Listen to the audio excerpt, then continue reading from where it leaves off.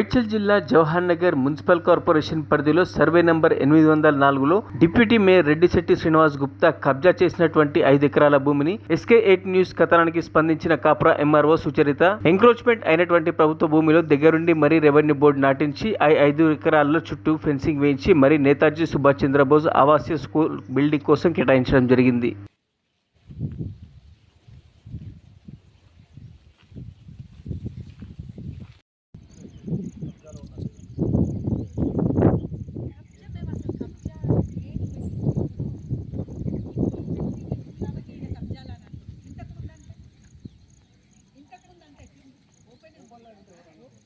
కింద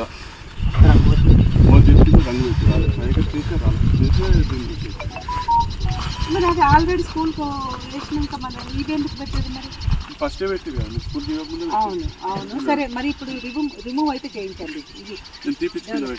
ఇవి తీయించండి. ఇవి తీయించేసి ఇప్పుడు రైట్ సైడ్ ఎంత ఉంది పంట?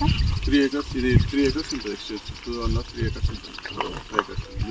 ఉంటుంది. మీకు ఎలాగైనా ఈ వే అయితే ఉండదు, ఆల్టర్నేట్ వే చూసుకోండి. ఈ ఎగ్జిస్టింగ్ వే అయితే ఉండదు. నో నో నో ఇప్పుడు మాకు ఎట్లుందంటే మేము ఫేస్ చేసే డిఫికల్టీస్ కూడా చాలా ఉన్నాయి. మీకు ప్రాబ్లమేటిక్ రానంత వరకు మేము జవహర్ నగర్ సర్వే నెంబర్ 804లో ఉన్నాము. ఈ సర్వే నెంబరు డిప్యూటీ మేయర్ గారి ఆధీనంలో కబ్జాలో ఉన్నది.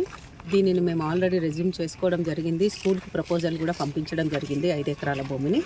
ఈ భూమిని ఇప్పుడు ప్రస్తుతము ఫెన్సింగ్ వేసి మేము రెవెన్యూ కస్టడీ కింద పెట్టుకొని ఈ గవర్నమెంట్ ల్యాండ్స్ని కాపాడడానికి మేము కృషి చేస్తున్నాము.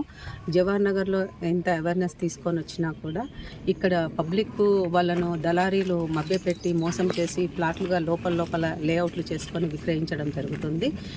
వీళ్ళకు ఎన్నిసార్లు చెప్పినా కూడా మోసపోవద్దని చెప్పినా కూడా అలాగే కన్స్ట్రక్షన్స్ వస్తున్నాయి. వారి కన్స్ట్రక్షన్స్ కట్టడము మేము డిమాలిషన్ చేయడం జరుగుతూనే ఉంది.